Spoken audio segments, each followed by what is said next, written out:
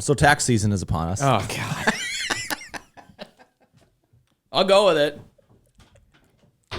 If this is the route you want to go. I just think there's a couple of things that we should cover about year-end taxes. Okay? Give the people what they want. Taxes. Tax advice. Okay. So we all just got our property tax letters in the mail. Okay. Yep. And we all look over them. And most of the time they look fine. You're like, yeah. But then sometimes you look at it and like, why is that way? Yeah. That sucks. That doesn't make any sense. How come this isn't that? And newsflash, something that I don't think people know about, the government is quite imperfect. I knew it was going to go this direction. For all of you viewers watching that don't know Mike, he is very pro-government. Yeah. Pro. Like, here's where government's at right now. Here's where he wishes it were. More. And he like dream scenarios. It's that he would like to be in communication with the government at all times. Can I explain to you why? Okay. Oh God. First time I went into the DMV, I just like fell in love because the process and this respect for your time and the, I mean, honestly, just like an overwhelming like positive energy of everybody that was there. The process, it was all just spectacular, and I was like, man, government should do more things. Because if they can suck the joy out of this experience, that's quite freaking simple. We could get all of the joy out of the world. What's that movie? I got it. Remember Zootopia? You've ever seen Zootopia? Yeah. Great movie. The sloth. Yep. The one that laughs really slow. Like, they made they made a government agency way more fun and funnier than that actually is in real life, and it was still brutal. So shout out to Zootopia. I do think everything should be privatized. So the government will make mistakes in your property tax often, okay? Often. So call them. There's numbers right on it, and just question it. It doesn't take that long. Leave a nice voicemail. They'll call you back. Yep. Okay, they'll get back to you. The carrot, not the stick approach works the best. Totally. When doing this. Whenever you call government of any perspective, like, you gotta be careful. Like, be nice. Be the person that they want to call back. But then just question it politely, and you'd be surprised at how inaccurate these things can be, and they can just be simple clerical errors that you can fix. Sam just caught one the other day. Yeah. And it was a massive discrepancy. And it was just a clerical error between X and Z. But I would say that's what you've got to kind of look for is like, if you're someone that's going to argue a $300 annual increase, I would also say, like, who cares? Call them anyways. I don't care. I mean, you could, but I mean, we just, not giving tax advice here, but just if you want to save yourself a little bit of time and stress, if it's like $150 to $250 increase in your taxes, that's pretty normal. Yep. But I mean, if it's a $2,000 increase and you just take that on the chin, I would highly recommend you do what Mike's saying and give that a call. Because that seems off. That seems high. If it doesn't seem right, call and just see, because I mean, I caught one on my fourplex last year and it was significant, right? Yeah. They had the market value according to the tax record, which is not market value, tax market value. Yep. Was actually $340,000 off. Okay. Yep. And I called him and he goes, "Oh yeah, that's just an error. Sorry, it updated." And he dropped $300K off of it. I'm like, "Whoa, that was a big deal." Mm-hmm.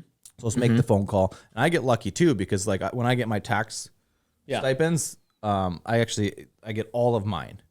And so it's actually interesting because I stack them all next to each other, and you can actually see what the county and the city is trying to do. And if they all kind of make sense, they'll have the same like 3% increase or whatever, or 10% down. You can kind of see the ebbs and flows of what they should look like compared to each other. And if one's an outlier, then you call about it. Sure. So call about it. There you go. Onwards. It's the holiday season, and I would say that in the last decade, I mean, honestly, last 20 years even, okay, and we're including the housing recession, this has been probably the most difficult third and fourth quarter. Yeah. Right? In terms of volume. I mean, no question. No question on any real estate transaction, financed, mortgaged transactions, or otherwise. Yep. For sure, it is. So I'd like to talk. So like, and most of the volume happened in the first 2 quarters, right? Oh yeah. So we're kind of on. I think the last numbers I thought was like maybe it's 3.9 or 4 million houses are going to get sold this year, somewhere around there. And I think 2008, 2009 was like 4 million to 4.1. So like I think we're actually going to underperform. You're saying that? Okay, say that number again. Number of transactions in the United States. 4 million this year. We're right between 3.9 and 4 million, somewhere in there, maybe 4.1. But it's right on par, if not a little bit below the housing market correction. Oh, Our okay. I was gonna say like the same as that. year over year, we're way lower than we've ever been. We are. Yeah. Yeah. Okay. I'm saying like even when the housing crash happened in 08, You're talking about the 09, crash, right? Compared to the crash, yeah. we're actually even worse than that. We're worse than that. Yeah. As far as volume. Yep. Now pricing has stayed stable, but just a matter of like houses trading hands. Stable. So that's really hurting. Loan officers are actually getting hurt really bad. Title's getting hurt bad because the refi business is all but evaporated. And so loan officers, that's a lot. On a typical like year, what is that, 30% of your business? Refi? I'd say probably in a typical year. So if you go back to like 2018, 2019. Yeah, probably. Yeah, right around 25-30%. That's about right. About a third. Okay. Yeah. And then title does the work on that too. So they get title on the transfer of the new notes. And so that refi business has kind of disappeared.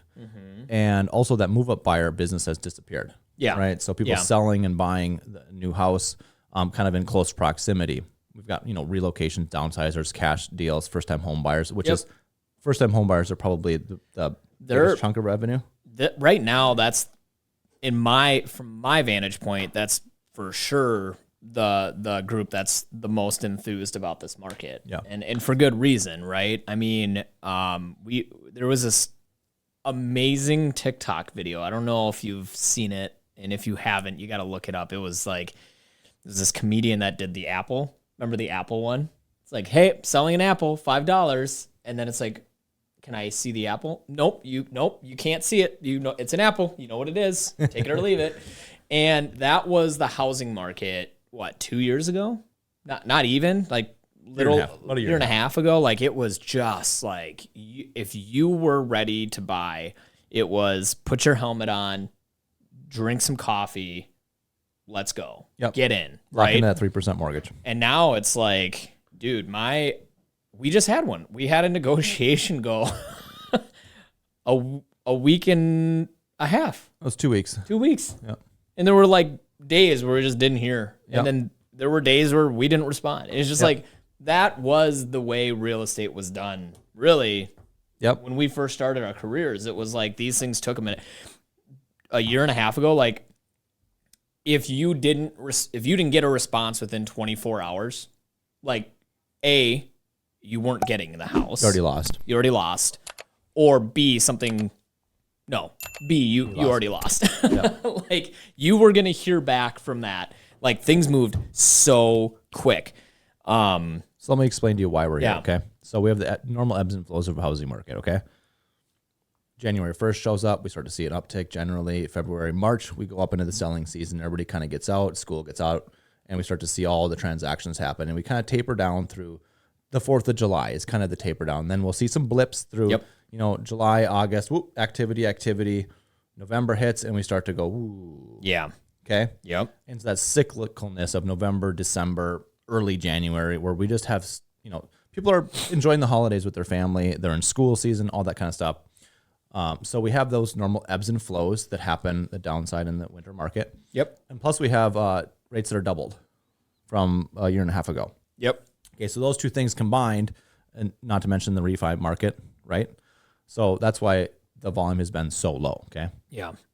So what I really want to talk about, like that's the way it is. The positive is it's a good time to buy, good time to sell a house if you're going to prep right now, okay? So put it on the market, sooner than later, I guess. Probably not. Most of the listings I'm signing, which I have 3-4 signed right now, but we're prepping for that spring sale right now. Yeah, okay? I'd say listing between now and 2 weeks from now is a little tough. Take it easy, right? Take her easy. Unless there's some sort of circumstances, but probably we should be signing listings now, get them on January 1st, 2nd week of January. That being said, there are actively buyers out there. Correct. So, I mean, you can't, like, getting on the market now doesn't necessarily mean you just need to be prepared that, you know, some things might not click until after the holidays. But I've been telling my clients, if we want to go sooner, and you guys to be patient, we're not going to be chasing the market down with fast price reductions. We're going to be chill. We're going to let 30, 45, 60 days go by without kind of doing anything, which is fine. Okay. Yeah. All right. So all of that in mind, good time to buy right now. Fine time to prep for your listing to sell. Fine time. Okay. But we're actually enjoying our lives right now. I'm having a pretty good time with my business setting up next year. We're kind of putting the pieces together, enjoying our family time. But like, what led to the piece that we're having right now and the prep work that went into this? I mean, I want to talk about like the proactiveness, because there are a lot of agents. I mean, we're onboarding 3 new agents in the next few months. Okay. And so like there are people entering the business right now. So pragmatically, if you're entering the business, what are some things that you can do to take advantage of the business when it's good, so that when the downturns get there, like, you enjoy it? yeah. Well, I'd say 2 things. One is, and this is applicable to, honestly, loan officers, title, real estate, anyone that's in a cyclical industry like ours is, and that's everyone. Tech, building, you know, journey, you know, trades, that's all cyclical too, whether you like it or not. Is just really, protecting yourself from being at a spot where you need to have something happen in order to progress your business. I think if I was running my business and you were running your business in arrears, that's a challenge. I'm not saying you can't do it. I'm just saying, like, you're not serving yourself well. It's going to harm your ability to make good decisions, especially in like an intimate customer facing role. And what we do is an intimate customer facing role. We are digging into people's second most stressful transaction deal thing in their life. Some would argue the most. And you're doing that on a timeline, and you're doing that with people on the other side where most of the communication's done via email, you know? Yeah. So I think having someone take you along the path that's in a position of, hey, yeah, it's a down year. No, I haven't changed anything about how I do my business. The only change we're making is how we're adhering to our growth plan, right? So I think that's an important piece. And then I think the second piece for like agents coming in or loan officers coming in is just really focusing on being good at the fundamental part of your job.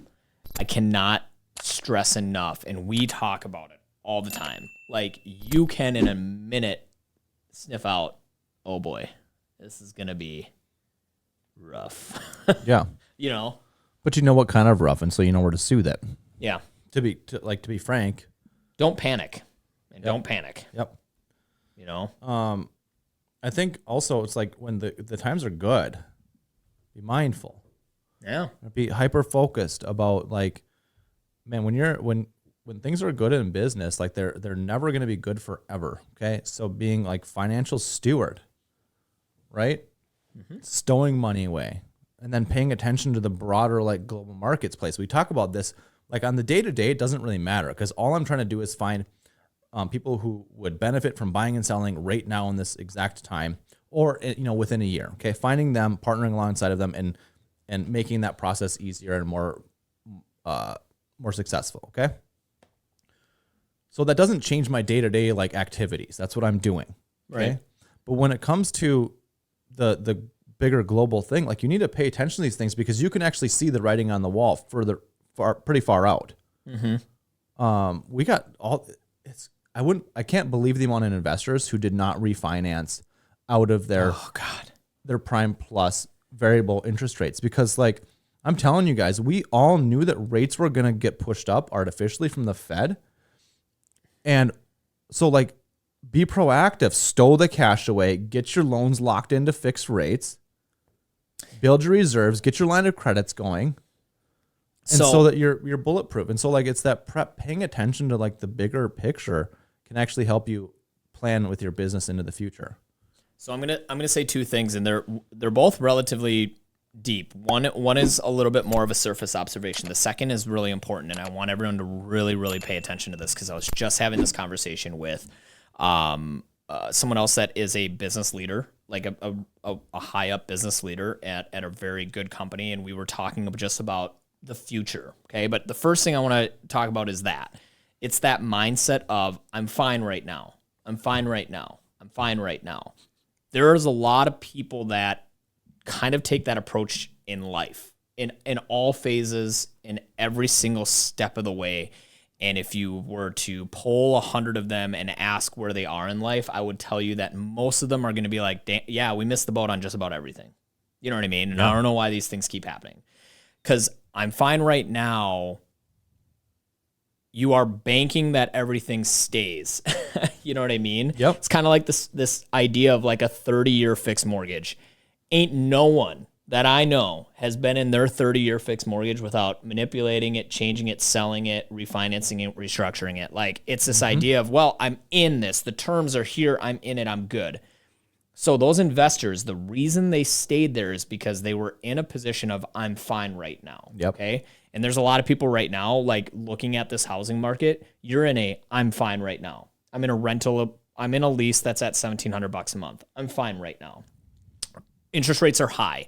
Yeah, I know I can get it for less than list price, or yeah, I know I can get it for getting closing costs contributed by the seller, but I'm fine right now. And the problem with that mentality is that the ground beneath you is going to shift, and when these rates do come down and it becomes a position where your rent goes up to $2,000 a month and you're not fine right now, you're not picking the battleground in which you choose to fight. Correct. It is chosen for you. You might be okay. You might accidentally land in a very soft part of the market, but I'm going to tell you, you probably won't. You are probably going to end up back in a dogfight, having to battle, 7 or 8 homes before you get one, and it's well above list price with an appraisal gap coverage. So I would really encourage you to avoid the mentality of I'm fine right now. Do you have anything to add? And then I do have a second piece that I want to. You want to know something that's going to like blow your mind? I do. Everybody thinks that they're going to be ready to jump in the soft part of the market. They're like, I'm waiting for the soft part of the market. Every single person. And this is gonna hurt a lot. You are right now, this exact moment, in the soft part of the market. This is it. How does it feel? Does it feel good? Yeah. Does it feel like you're gonna get a deal right now? No. It feels like everything's elevated. Interest rates are too big. Prices gotta crash. The cost of a gasoline is too much. Why does my McDonald's cost $40? Yeah. This is the soft market right now. This is it. Okay. And if you think that we've got 70% of mortgages that are outstanding that are 3% or lower, that those payments that people are easily managing are going to be rushing into foreclosure and chasing the market and the pricing down, forget about it. No. It's not going to happen. Even hypotheticals, even if the market crashes, okay? Where were you in 2011, 2012 when prices were bottomed out? You're going, it's going to go lower. It's going to go lower. Or you, in that crash, were unemployed and you couldn't. That was the problem. So when I was selling houses in 16, 17, I'm like, frick, I don't have 2 years. I can't buy any of these things. Yeah, you couldn't. Nothing you could do about it. Yep. Here's the deeper part that I want to get into. And this one hurts a little bit because it's kind of this, it's antithetical to this American dream that we have all kind of had, or, that we're all kind of instilled with. So when our, I was talking to this friend, and really, really good friend, really good insights.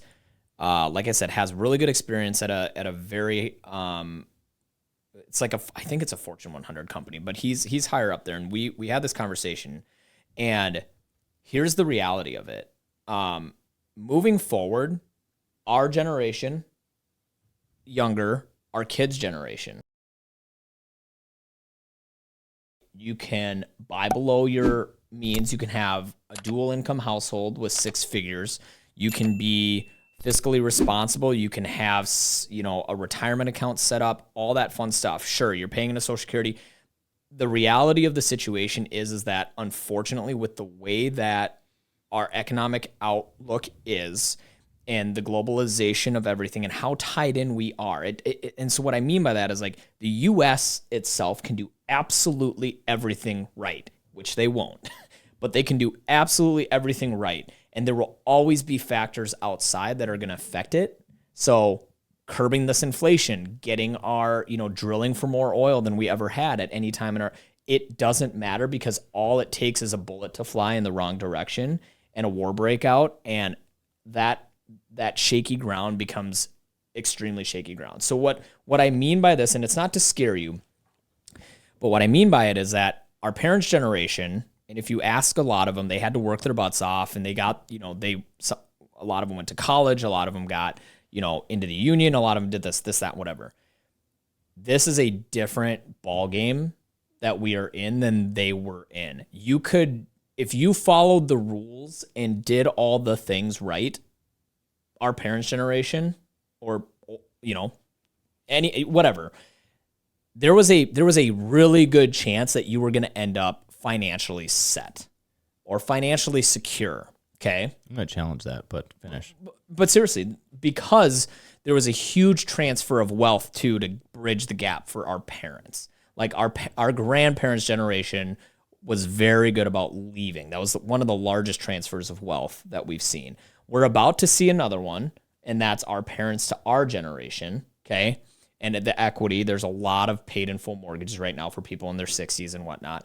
But what I will tell you is that following those rules in our age and younger, and my kids, does not guarantee that you are going to be successful. You have to make extremely good, pragmatic, thoughtful decisions to be in a good financial position. I was just watching a video, a registered nurse, and then a mechanic that works tons of overtime. They live in an 1,100 square foot home. It actually went viral. She's bawling on camera because after they paid their mortgage, which is an extremely low mortgage, after they paid their car loan, and after they paid minimal student loan debt because she was very good about that, and groceries, they had $300 to get them to that next week. Now, this is not a family that was living in a 5,000 square foot mansion in New York City. This was a gal, it seemed like, in one of the southern states that was working her butt off, got her college education, did everything right the right way, and are sitting in a position like that. So what I mean, the reason I'm bringing this up, and I'll shut up after this, is just it's so important that you take a minute to think about your asset position, to think about what you have, thinking about what streams of income you have passively, actively, evaluating that and going, do I have enough to retire at 65? Because I don't know, Social Security, maybe it's there, maybe it's not. Ain't no pensions out there anymore. Good luck with that.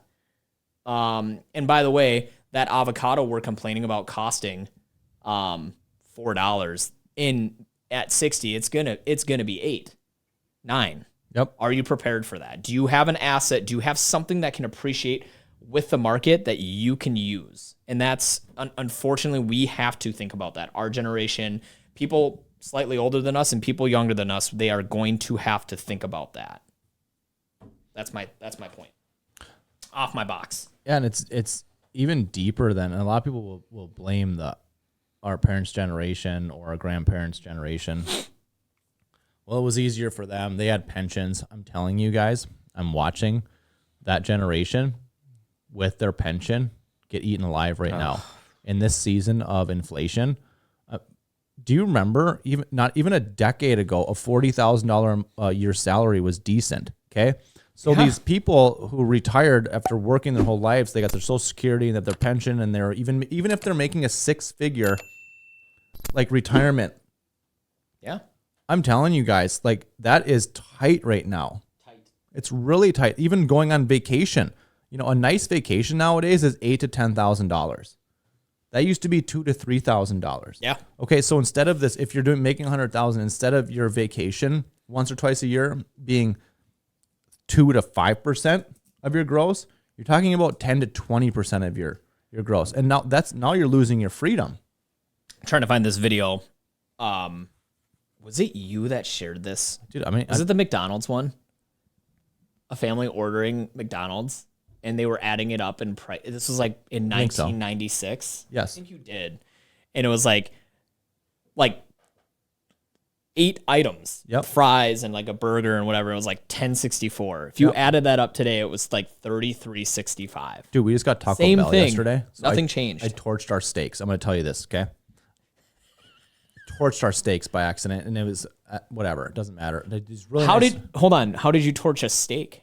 How are you not standing next to it, Okay, clicking your tongs every 15 seconds and checking on it? I'm normally really, really good at cleaning my grill out. Okay.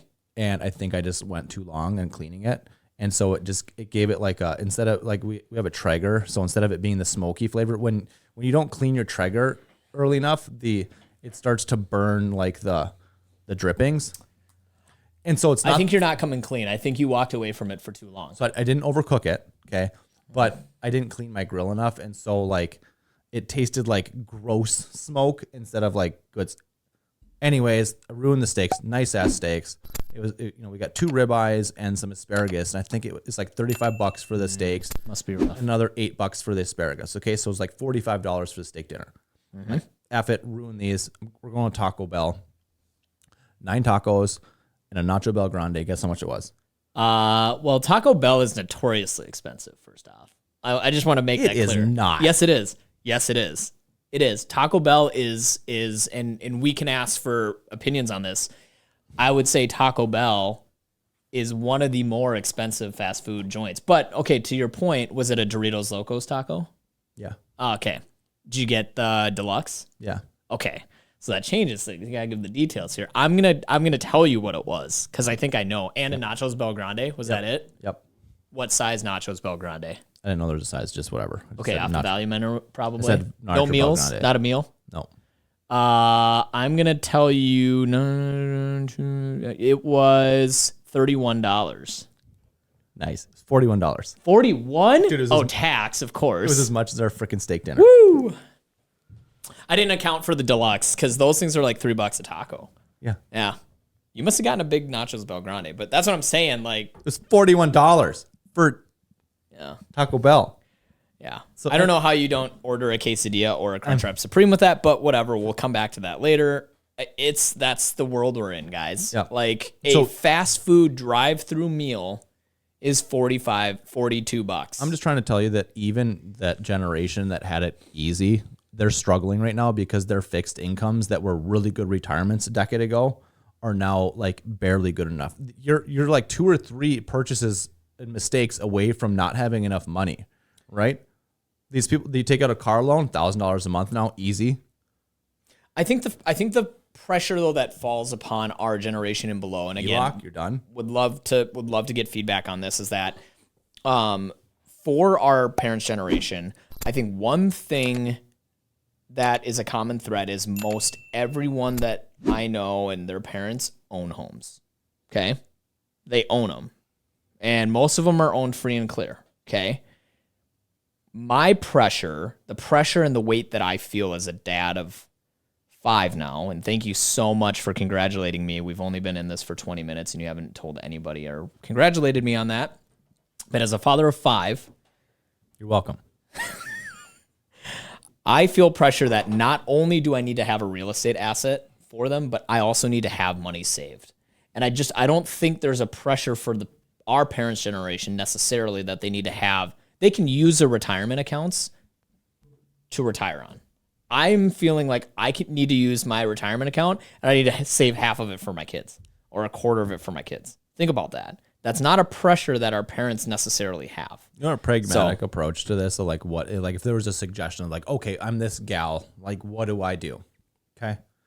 One, you're in the suck. Even if you did what you said that you were supposed to do, like you're in the suck, you made a mistake, whether it was yours or not. You bit off more than you can chew. But that's what the video was saying though. Okay. So you admit your situation, you're in it. Okay. We're in the suck. Okay. So you can either wallow in it and be like, I'm poor forever, or you can do something about it. Okay. So going out and finding the cheapest way that you can make a little bit extra money. Nurses are great. They may be able to get cheap certifications on the weekend to increase like their pay, right? So finding little pieces where you can increase your pay. Second jobs can be good. I think job hunting is a really good idea, but you have to find a way to increase your revenue immediately. Okay. Yeah. Second, be pragmatic about the things that you can sacrifice on and where you can sacrifice. Okay. I don't disagree with it. And I'm not saying that it shouldn't be or shouldn't be. I'm just saying, like, what do you do in that situation? And I get what you're saying. And I think it's a valid question. I think there's a lot of people watching this that are frustrated. They are literally sitting on payday. Yep. They pay their bills and they go to the bottom line and they go, shit. Yeah, I'm not done yet. Okay. So like you're in this shit. No fault it of their sucks. It fucking sucks. And no, it is. Okay. That being said, I think we've all made mistakes like this. So it sucks.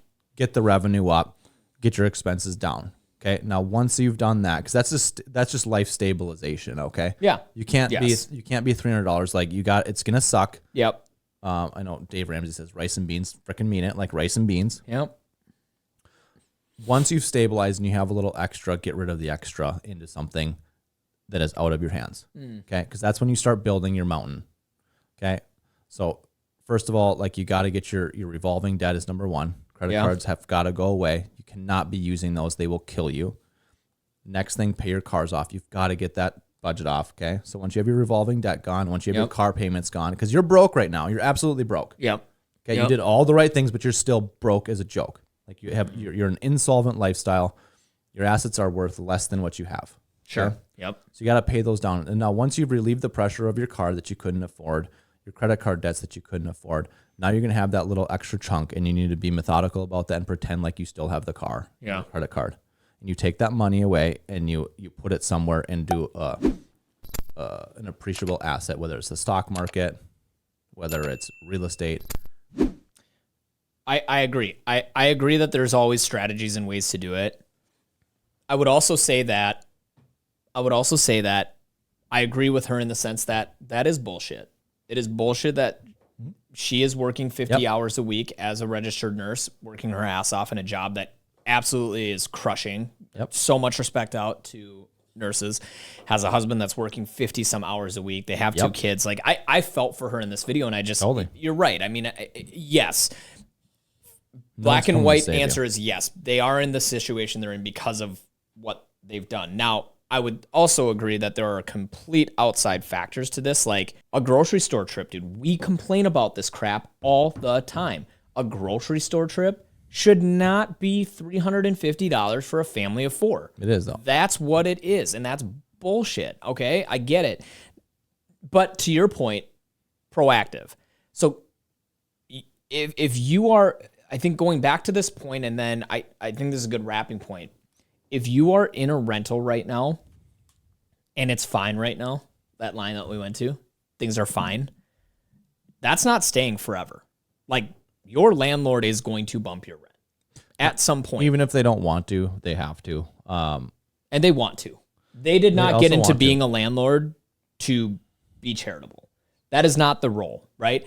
And you can bellyache all you want about the landlords. That is, they serve a huge part in the market. If we didn't have landlords, like you'd be screwed. You know what I mean? Well, we need landlords. You do. Or you're asking the government to handle housing, and like we talked about before, like, dude, the government can't even handle the DMV effectively. So like, do you really want them to be? No.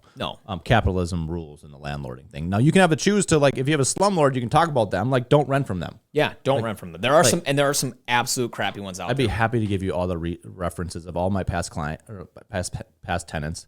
Yeah, Go for it. Or you could take control of that and say, you know what, I need to get myself on a path of owning an asset so that I don't have to worry about this in the future, so that I have something that I can hand down to my kids, so that I have some tax.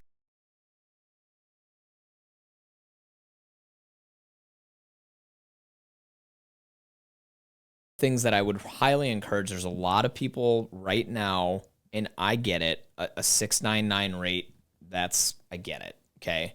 But the bottom line is, like, you have control right now in this market and you have an opportunity, and that's something that was a lot harder to find 2 years ago. And when these rates come down, it's going to be the same. It's going to be the same story, if not a little bit worse, in my opinion. So that's where I want to leave it. I've been there, by the way. What? I've been there. I remember the exact moment of sitting. It's the first time I ever ran a budget of our family's net worth. It was about 6 months married. And we'd done all of the right things. And I sat down and I listed all of our assets and all of our liabilities. And I think we were minus 110. Yeah. Yeah. We had car debt. We had student loan payments. We had credit card debt. We had all that stuff. And we were minus 110,000. And it was like, what? I was doing everything right. And I remember that. I worked the next 3 years. I worked 7 days a week. Yep. Didn't take the only time at vacations I took was when the Hancock Group paid for them. Yeah. So I mean, and that's what I'm saying. Like it takes it takes a shot in the gut, like a really hard just punch to the gut to sit down and open that up and spread it on the kitchen table, and it's hard and it's emotional. Yep. And if you're in that position, guys, we are not making light of the fact that it's hard to sit down with your loved one and evaluate your financial situation and go, damn it, we have, not only do we not have anything, we are like, we will be a burden if we passed away to our kids. Now that was another thing. And that's hard, right? And I feel for you if you're in that position, but man, if I can just give you one piece of advice, it's that we are passionately, of course, we're biased by nature of our jobs, but man, if there is one asset class that I just truly, truly believe in, and you believe in it, you put your money where your mouth is, like you own real estate up the wazoo, it's because it is, there's so much utility to it. There's so much safety with regards to inflation and protection. There's so much safety, like even in like a market where the home loses value, rent it. Yep. Rent it. I mean, that's how we made it. And that's how, when I talked about keeping yourself broke, that's how we did it. I just kept buying houses, like paid all over, had an overflow, and I just got rid of the overflow into houses. And we're at an 80-10-10 split. 80% of our net worth is in real estate, 10% cash, and 10% like other like equipment and like toys and shit. Yep. You know, but it's all sitting in real estate because guess what? I can't touch it. Like I saw your spreadsheet the other day. It's a very cool spreadsheet. Thanks. You're welcome. Yep. Yeah, but I can't easily go and buy a 4-wheeler with equity in my townhome or my fourplex. You'd find a way. Well, not right now. That is an issue. That's the investor issue. It's like, okay, I have all this money sitting over in these. I can't access it. I'm not borrowing you $14,000 for a 4-wheeler. I know that's the next question you were going to ask. And the answer is no. So if you can't, that's fine. I wasn't going to give it to you anyways. So toys are paid for in cash. Yeah, they are. Period. Yes, they are. Or you can't afford it. Same thing with shoes. Like, for God's sake. Okay, we need to end we this. We do need to talk about this. We talked about this for 15 minutes yesterday. God. You guys, like these buy now, pay later schemes. This is a firm. Affirm. That's what I was thinking of yesterday. Affirm payments. Like, dudes, you guys got to stop. That's an insolvent lifestyle. You can't afford it if you can't pay for it. It's amazing to me that they have that. If you like you could literally go online right now and buy a 24-pack of soda and probably finance it with Affirm. Dude, if you can't afford toys for your family, get involved with your church. Okay? Drop your ego, dive into the church. The church community will take care of you. Period. That's what these churches are for. Yeah. Okay? Like, get involved. Don't fricking put it on more credit. Bury yourself. You think your kids are going to love you when they're 18 and you're like, sorry, buried ourselves buying you a fucking teddy bear? I mean, everything was going good. Sorry, can't help you out with your college. I just can't believe that companies like Affirm exist, but I looked them up after our conversation and I'm like, how are they doing? Is this Blockbuster Video? Are they going to be out of business next year? No. They're doing really well. Dude, I wonder what their default rates are and what their acceptable default rates are. I bet you they could probably default on 60% of their debt and still like because the interest that they're charging you guys for that, like, so, and that's the other scary part. The outstanding consumer debt for revolving lines, that's what reported, was over $1 trillion. I bet you there's billions sitting in these non-tracked private online Affirm.com payment things. So guys, don't do that. Please don't do that. We have the most wonderful example of what happens when the government cuts checks to the spending class. Okay? We have this, we just lived it. Okay? What happens when the government gives you money? Okay? You take it and you spend it. And you give it to Amazon, to Target, to frickin' Walmart, to your landlord. And guess who doesn't have anything after all of that? You don't have it. It's gone. Filtered right up. Yep. Okay? So take responsibility. Like at some point, like stop. Yeah. Buy an asset. Buy an asset. Buy an asset, not a thing. Yep. And that's the most important thing. I don't even, if it's not a house, it's not a house. Put it into something. Yep. Buy some stock. Buy, you know, no, I was going to say Bitcoin, but don't do that. Well, I mean, if you want to. If you want to, I don't 2 to 5% of your net worth at a max. Okay. Probably closer to 1 to 2%. Or, I mean, whatever. Bitcoin's fine, or you could just go to the blackjack table. It's one or the other. It's about the same odds there, but you know. Under 5% of your net worth. Okay. But if you guys, not your cash net worth. If you guys want to have a conversation, and we love, by the way, engaging with clients that aren't wanting to buy a house right now, but just want to know more about what we're talking about and like why we believe in what we believe in. And you cannot find two more different people than Michael and I. We're very different people. I'm just all around better than he is in everything, and it's hard. Okay. But But the bottom line is we align 100% on this because it makes sense. I'll say that our portfolios are different too. Okay. Totally different. Like I'm 80% real estate. He's like only his primary residence is real estate, and the rest of it is in S&P. Yeah. Their values are probably pretty similar. Not anymore. My losses are harder to see. Right? Mine are very easy to see.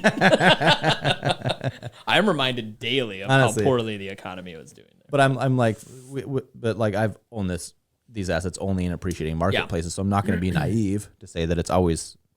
Yeah, but if you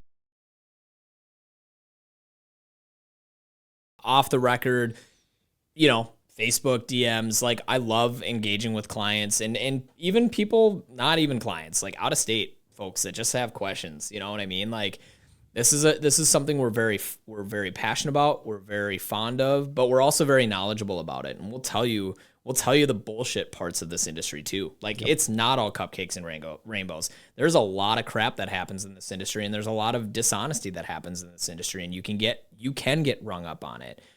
There's a lot of protections in place for that, but at the end of the day, there are bad LOs and there are really bad real estate agents. And so making a good decision, making a pragmatic decision, and it all sadly boils down to who you work with, and that is the truth. And we just hope to have these conversations with you guys because we love talking about it. So this most recent last thing we're going to talk about, you just keep ringing bells. Like this is what negotiating at the beginning. I said we're lowballing. Okay, this is going to take some time, and we got to be chill. But if you change your mind, and you're like, I'm going to start to get hurt if somebody else swoops in from behind, you have to let me know. Yeah. Okay. Because I'm not going to be pushing you to do this. Like right now, our game plan is to get as low as possible, and we're bulletproof. We don't care if we lose it. Okay. So if you change your mind, you do have to let me know. And so when the 2.5 weeks passed, I'm still hanging. I'm like, plan's going as proceeded. Exactly what I thought. She called me, and guess what? And she's like, I want it now. Let's just go. I'm like, okay, sounds like you're telling me you're ready to have it and you don't want to lose it. And she's like, yep. And I said, okay, let's go. So like, you know why? Because no other homes came up in that 2.5 weeks. She was watching and she's going, not one came coming soon. There wasn't even rumblings of someone moving. No one had died that we were aware of. Like, she's like, I'm sick of paying you rent. Yeah. Like, I'm like, okay, let's go. So when I'm negotiating, I'm like, I'm going to be leaning towards the opposite side, right? I'm not going to be pushing you into things. Yeah, I think having that balance of emotional and fiduciary, you know what I mean? It's huge. All right, see you guys. Thanks for tuning in. Bye-bye. Talk to you later.